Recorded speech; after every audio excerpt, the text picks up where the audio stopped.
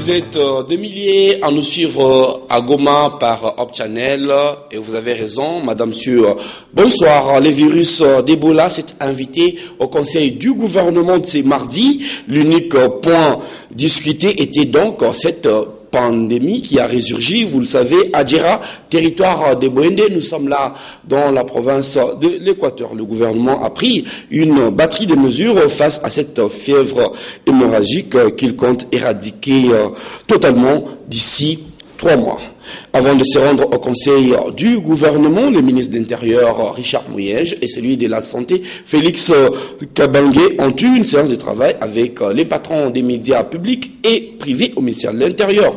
Les autres deux ministres ont été invités à plus de responsabilités dans le traitement des informations liées à l'épidémie de Ebola. C'est un reportage de Sylvie Fortuné-Mboula.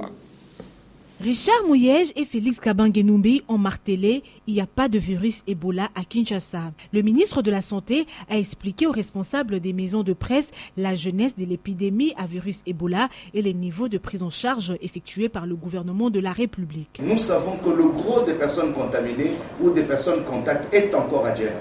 Voilà pourquoi quand on a pris la mesure de la mise en quarantaine, nous sommes convaincus de cette mesure, que si on limite les sorties de ce secteur, il y aura beaucoup de chances que nous puissions contenir. Il nous faudrait à ce moment-là, parce que nous avons fait une alerte sur l'ensemble du territoire de Boendé, il nous faudrait suivre activement et rechercher activement les cas pendant les prochains 21 jours sur l'ensemble du territoire de Boendé. S'il n'y en a pas dans les 21 jours, nous serons très à l'aise de dire que l'épidémie, nous allons totalement la contenir. Donc ce sont les 10 premiers jours qui sont déterminants. Si nous avons des cas ailleurs, nous serons obligés de mettre en quarantaine carrément tout le territoire. Les patrons des médias publics et privés ont été invités ce mardi à plus de responsabilités dans le traitement des informations liées à l'épidémie à virus Ebola. Il a été demandé à la presse d'accompagner le gouvernement quant à la sensibilisation et quant à la communication aussi, parce que c'est nous qui collectons, c'est nous qui traitons et c'est nous qui diffusons l'information. Donc il est possible pour que nous, la presse, nous puissions vulgariser selon que nous aurons des informations venant du gouvernement et qui seront des informations alors vraies. Des mesures d'hygiène devront être observées en cette période et la chasse des gibiers est interdite jusqu'à nouvel ordre. Sachez aussi que Médecins sans frontières, dans un communiqué de presse publié ce jour, déclare qu'en réponse à une épidémie de fièvre hémorragique virale à Ebola de la province de l'Équateur en RDC, MSF lance une intervention d'urgence. L'ONG présente dans le pays depuis plus de 30 ans envoie sur place des médecins, des infirmiers, des logisticiens et des spécialistes en hygiène et assainissement. Nous avons eu la confirmation dimanche que 4 des prélèvements effectués la semaine dernière par nos équipes étaient positifs au virus Ebola. Nous intervenons donc rapidement pour tenter d'isoler les cas suspects et confirmer et retracer les contacts, explique le coordinateur national de MSF en République démocratique du Congo. En collaboration avec le ministère de la Santé congolais, MSF met en place une structure de prise en charge à Lokolia, la zone la plus touchée par l'épidémie dans la zone de santé de Boendé. La priorité pour l'instant est de tout mettre en œuvre pour éviter que la maladie ne se propage et que d'autres personnes ne soient contaminées, poursuit ces communiqués. Hormis la fièvre hémorragique d'Ebola qui se transmet notamment par les contacts avec les personnes infectées par les mains, sachez aussi que rien que par les mains, l'être humain attrape 60% des maladies qui l'affectent. Raison de plus pour se laver la main correctement, Ebola ou non.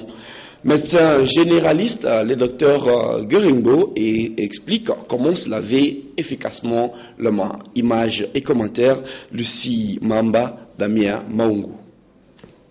Les mains et les ongles sont les cibles privilégiées de la contamination microbienne.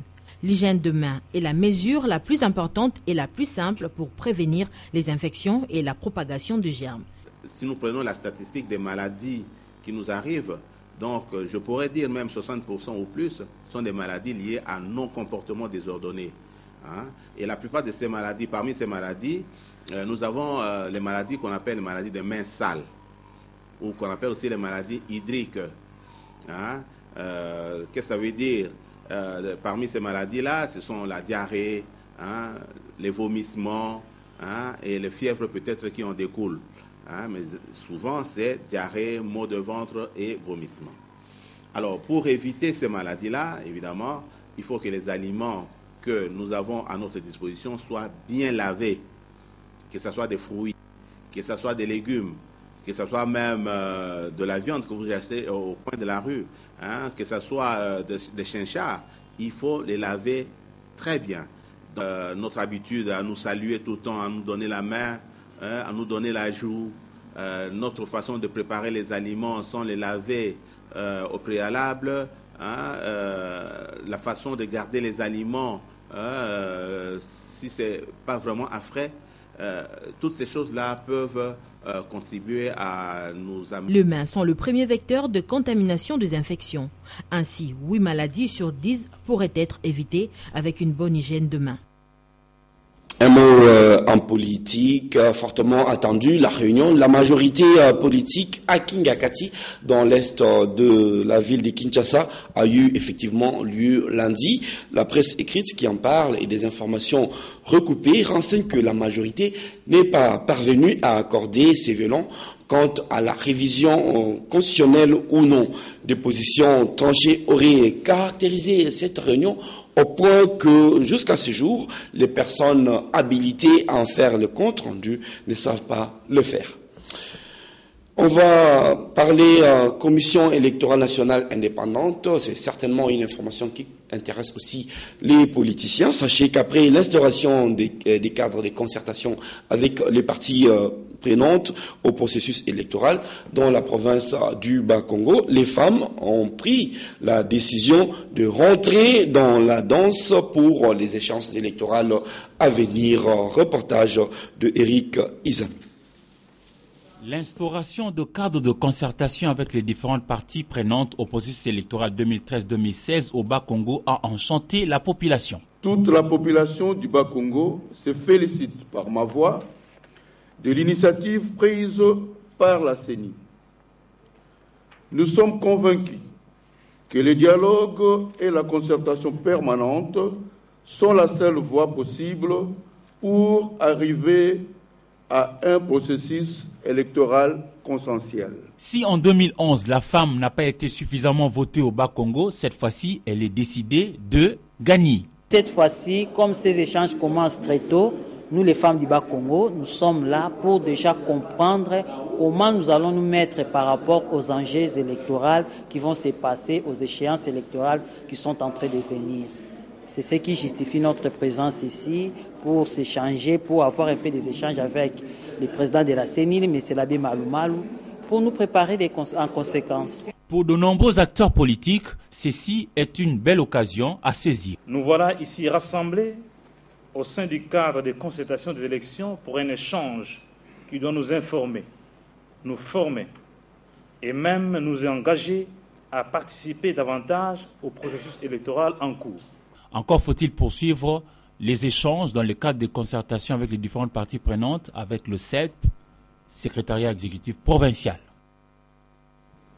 Commission électorale nationale indépendante toujours, les élections urbaines, municipales et locales seront organisées dans le délai et il n'y aura pas de problème de financement à ces sujets. La garantie est donnée par le rapporteur de la CENI au cours d'une interview qu'il a accordé hier lundi à Laïne Bofando Mbungu et Blaise Lunda. À cette occasion, Monsieur Jean-Pierre Kalamba a évoqué aussi les raisons qui ont milité pour la révocation par la CENI de 96 de ses cadres et agents le week-end dernier. Suivez. La Commission électorale nationale indépendante assure avoir mené une enquête interne de 9 mois avant de prendre des sanctions. Pour le rapporteur de la CENI, Jean-Pierre Kalamba, les sanctions prises par son institution sont une réponse aux critiques dont a fait l'objet la CENI à l'issue des élections de 2011 en République démocratique du Congo. Tout le monde sait qu'on a décrié qu'il y a eu des malfaçons à la CENI. Il faut qu'on reconnaisse que ce n'était pas seulement les 7 membres du bureau de la CENI sortante qui étaient un peu partout à travers la République pour le tripatouillage. Il y a eu spoliation du patrimoine de la CENI. Il y a eu certains responsables qui ont détourné les salaires de leurs amis. Il y a ceux qui ont distribué, vendu les biens. Il y en a qui ont fait louer les camions, les bus, les pirogues, des motos. Donc il y a des méfaits.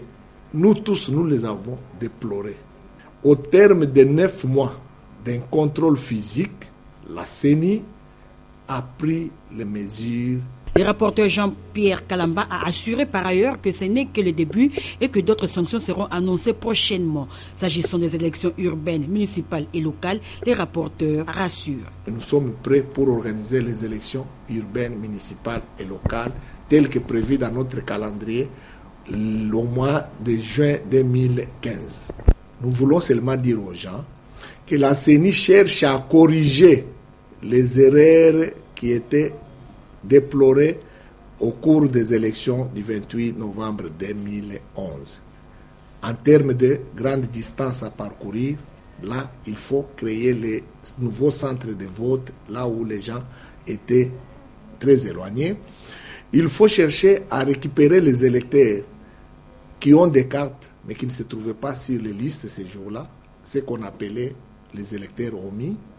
Il y a eu les électeurs qui ont dû perdre toute la journée à chercher leur nom, désorientés. Il faut qu'ils se retrouvent. Il y a, les gens ont parlé de bureaux fictifs. C'est ainsi qu'on passe dans tous les lieux pour prélever les coordonnées géospatiales. La CENI reste par ailleurs imperturbable dans son organisation qu'elle poursuit sans désemparer du processus électoral à travers la tenue de cadres de concertation qu'elle a institué pour l'implication des parties prenantes. Ouverture ce mardi à Fleuve Congo Hôtel à Kinshasa de la 6e session ministérielle de la grande commission mixte RDC Ouganda. C'est là après 3 jours de travaux des experts que les ministres vont entériner à l'issue de la 6e session de cette grande commission. Patricia Amouli, Juzel Belebele. La 6e session ordinaire de la grande commission mixte République démocratique du Congo-Ouganda ouvert le 26 août est un signal fort de la volonté commune entre la RDC et l'Ouganda après une période de turbulences pour entretenir les relations de coopération solides. Pour le ministre congolais des Affaires étrangères Raymond Tshibanda, ces assises se tiennent dans une période particulière avec l'accord cadre d'Addis Abeba. C'est le lieu pour moi de saluer le rôle joué par l'Ouganda en sa qualité alors de président en exercice de la conférence internationale sur la région des Grands Lacs, CIRGL en sigle, dans la recherche de voies et moyens pour mettre fin à la guerre, nous imposée alors dans la province du Nord Kivu par M23 interposé. Ils vont aussi évaluer les différentes recommandations de la 5e session tenue à Kampala en 2007. Cette 6e session de notre grande commission mixte va donc certes nous offrir l'occasion d'évaluer les progrès accomplis dans la mise en œuvre des décisions et recommandations prises lors de la 5e session, mais aussi celle de faire le point sur la manière dont nous nous acquittons de nos obligations réciproques au terme de l'accord cadre. De son côté, le ministre ougandais Oriemo Okemo a émis le vœu de voir la coopération RD congolaise-ougandaise être renforcée à l'issue de cette 6e session pour consolider la paix et la sécurité, ensuite bâtir des États forts et stables. Eh bien, ce même mardi, le ministre des Affaires étrangères Raymond Tshibanda a effectué les déplacements du boulevard du 30 juin où était inaugurée la construction qui va servir bientôt de nouvelles chancelleries de la Belgique en République démocratique du Congo. Il s'agit en fait de la pose de la première pierre. Cette cérémonie s'est déroulée en présence du ministre Raymond Tshibanda, chef de la diplomatie congolaise, et du ministre d'État belge Armand De Decker, représentant Didier Reynders, ministre belge des Affaires étrangères. Patricia Amouli dans Momat pour le reportage. Dans un futur plus ou moins proche, le Royaume de Belgique disposera d'une chancellerie moderne en RDC. La première pierre pour sa construction a été posée par le ministre d'État belge Armand De Decker en présence de Raymond Tshibanda, ministre congolais des Affaires étrangères. Le terrain fait 1 hectare 600 000, donc 1 hectare 6, et le bâtiment lui fera à peu près 5 000 mètres carrés. La société Willemen qui a emporté le marché travaillera avec une société congolaise. Pour l'érection du nouveau bâtiment, l'ancienne métropole a associé une société de droit congolais, en l'occurrence l'OVD. Nous devons suivre du début à la fin comment va s'exécuter ce projet et le relier au réseau existant. Un Belge s'est réjoui de la construction de cette nouvelle chancellerie. On ne pouvait pas imaginer qu'à un moment donné, ici, il y aurait une ambassade qui allait effectivement permettre de se rappeler que c'est une longue histoire et que cette histoire elle est porteuse de beaucoup de promesses. La nouvelle chancellerie du Royaume de la Belgique en RDC est située au croisement du boulevard du 30 juin et de l'avenue 24 novembre. Les travaux de démarcation de la frontière entre la République démocratique du Congo et le Rwanda ont débuté depuis hier 25 août et vont s'achever à la fin de ces mois. La matérialisation de celle-ci s'est faite grâce à l'ingéniosité des représentants de Kinshasa et Kigali. Commentaire Nadia Koulenfouka. La démarcation complète de la frontière commune de plus de 200 km à la fois terrestre, lacustre et fluviale, une mission délicate d'autant plus qu'elle est la source de tensions durant plusieurs décennies. Il s'agit pour les experts d'identifier 17 bornes qui restent sur le 22 marquant la frontière commune et c'est conformément à la décision prise au cours de la dernière réunion à Goma. À ces jours, il est difficile de distinguer la frontière entre la RDC et le Rwanda. Aucune borne officielle ne délimite les deux pays. Dans la zone neutre, les champs sont plantés de deux côtés et des maisons ont été construites. Même les limites de la colline Kanicheza au nord de Goma, que les deux pays se disputent, prêtent à confusion. Ces processus de délimitation s'inscrivent par ailleurs dans le cadre du programme frontière de l'Union africaine qui a demandé aux États du continent d'achever d'ici 2017. Vous le savez, une centaine de détenus se sont évadés le week-end dernier de la prison dite du Cinquantenaire à Bandunuville, chef-lieu de la province du même nom. Seulement, voilà, une opinion attribue la responsabilité de cette évasion à un magistrat militaire qui est à Bandunuville. C'est que n'admet pas un avocat qui, de surcroît, et frère au magistrat précité, et il s'est expliqué avec Alain Kouka à ce sujet. Suivez ses commentaires et images.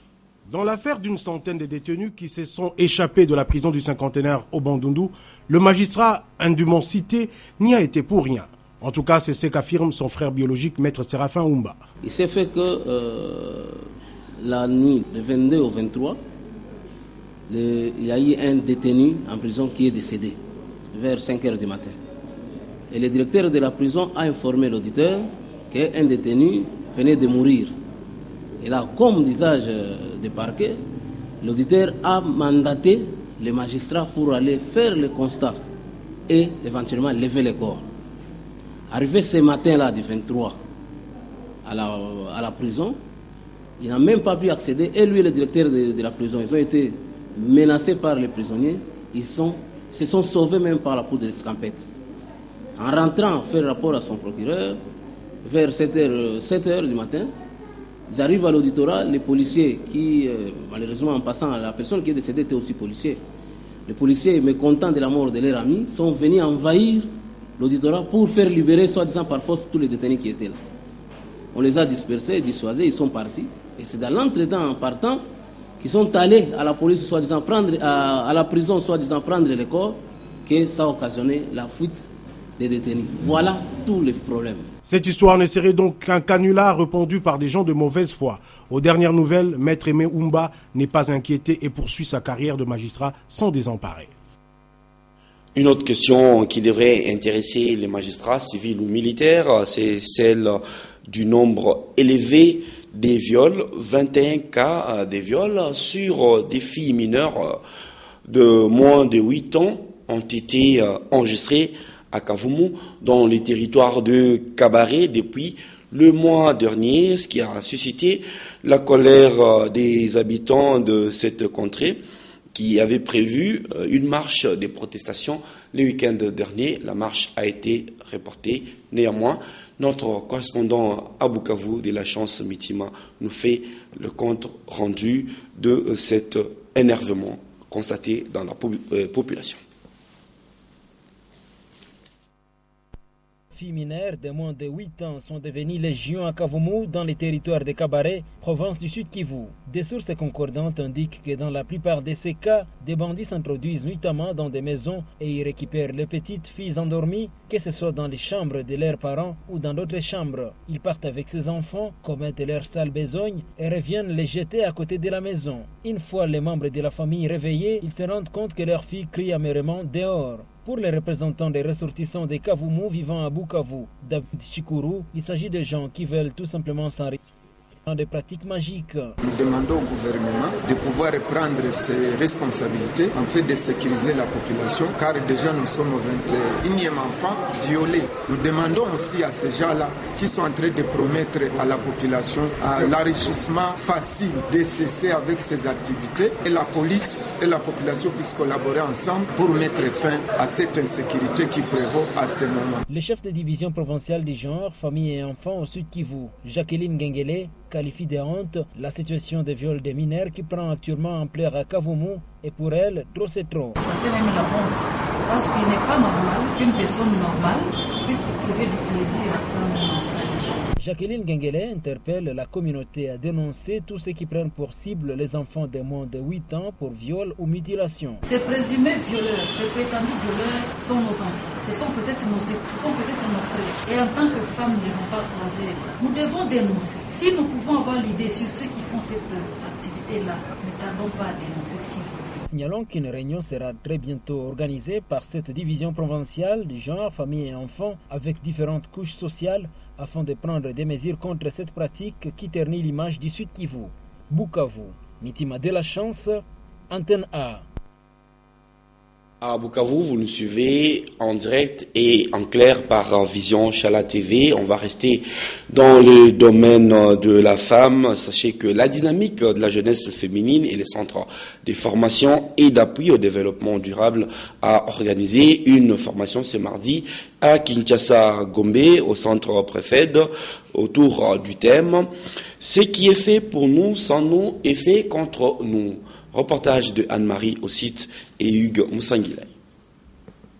Durant 2 jours, soit du 26 au 27 août 2014, les jeunes femmes des différentes structures se sont fixées comme objectif la conscientisation d'au moins une vingtaine de jeunes femmes sur le frein qui handicape le plein épanouissement de la jeune femme dans la transformation de la société. Nous aimerons avoir de femmes capables de pouvoir transmettre aux autres femmes une formation sur le leadership et nous voulons constituer une base de données de femmes qui sont capables de pouvoir impacter les autres, des femmes qui ont changé leur façon de voir des choses, des femmes qui se sentent capables d'apporter quelque chose à la nation. Donc à l'issue de cet atelier, nous aurons des femmes qui vont former des autres femmes, nous aurons des femmes qui vont penser différemment, nous aurons de jeunes femmes qui vont à leur tour former là où nous ne pouvons pas aller toutes seules. Il faut dire que cet atelier va permettre non seulement à la jeune femme de prendre conscience de ses capacités en tant que personne humaine, mais aussi de susciter en elle la passion et l'énergie dans la lutte contre les abus de tout genre. Derrière un grand homme se cache toujours une grande femme, dit l'adage. C'est le cas de les dire au regard de l'engagement dont fait montre Safi Kaluele, une femme qui vit à l'ombre d'un mari qui a su asseoir sa renommée dans des domaines de la construction et la protection de l'environnement. Dans mon mat s'est intéressé à cette dame et vous présente son portrait. François Kaluele est l'un des acteurs réputés dans le domaine de la construction, mais il est aussi dans le domaine de l'environnement de par son engagement dans la lutte contre le réchauffement climatique à travers sa structure dénommée Association pour la reconstruction et le développement, ARD en sigle. Derrière cet homme se trouve une dame qui n'est autre que son épouse Safi Kaluele. Elle coordonne l'association de son mari. Sincèrement, ça me dépasse, ce que le bon Dieu nous a fait. C'est une grâce, on n'a pas mérité. Mais le bon Dieu nous a donné la concession, comme mon président, qui est mon mari aussi, a bien expliqué. C'est la foi en Dieu. Quand on croit sincèrement à l'Éternel, il vous fait du bien. Et voilà, aujourd'hui, nous sommes vraiment bien dans l'Éternel, par les témoignages que mon président vient de donner. Fort de son expérience, elle en livre le secret à travers des conseils, et ce, en toute humilité. Tant que il faut qu'on y ait dans les meilleures choses et des fois dans les pires aussi. On se marie pour le meilleur et le pire.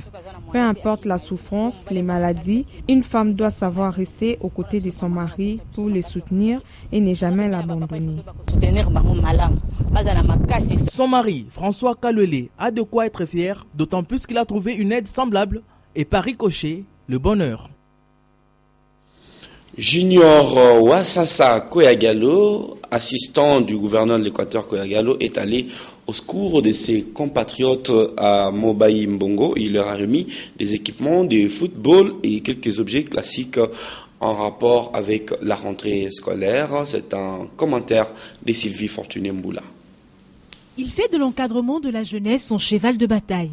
Avec la fin de vacances et la rentrée des classes qui s'annonce, Junior Wassassa, assistant du gouverneur Koyagalo, a remis des équipements de football à 25 équipes de Mobaï Mbongo dans la province de l'Équateur et exhorte les parents à envoyer les enfants à l'école.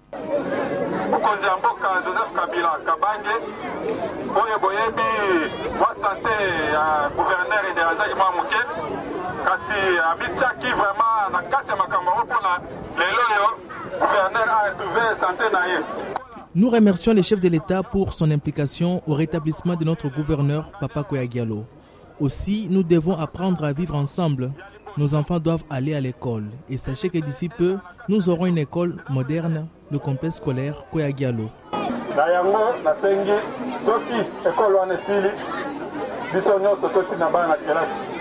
Saisissant l'occasion, Junior Wassassa invite le fils et fille de Mobaï Mbongo à l'unité et au bannissement de la ségrégation communautaire. Une parade pas comme les autres ce mardi au camp Lufungula à Kinshasa, où il a été procédé non seulement à la présentation des présumés criminels arrêtés, mais aussi à la remise par le gouverneur de la ville, André Kimbuta, des motos pour une plus grande mobilité sur les terrains des unités des garnisons de la police nationale ville de Kinshasa. C'est un reportage de Paulin Kalamba.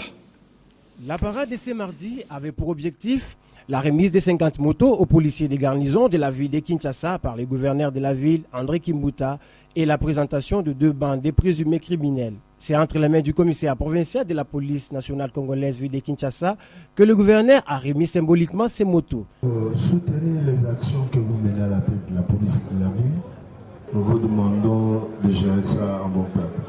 Les bénéficiaires ont remercié les donateurs, promettant d'en faire bon usage. Nous vous remettons cet argent. La recommandation de son Excellence, Monsieur le gouverneur de la ville-province de Kinshasa, pour nous avoir arrêté les criminels qui ont eu le temps de terroriser la ville-province de Kinshasa. Par la même occasion, 2 bandes criminels ont été présentés. Un joli coup de filet dont les auteurs ont reçu du gouverneur de la ville une prime d'encouragement.